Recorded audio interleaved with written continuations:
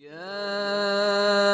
أيها الناس اعبدوا ربكم الذي خلقكم والذين من قبلكم لعلكم تتقون الذي جعل لكم الأرض فراشا والسماء بناء وأنزل من السماء ماء فأخرج به من الثمرات رزقا لكم فلا تجعلوا لله أندادا وأنتم تعلمون وإن كنتم في ريب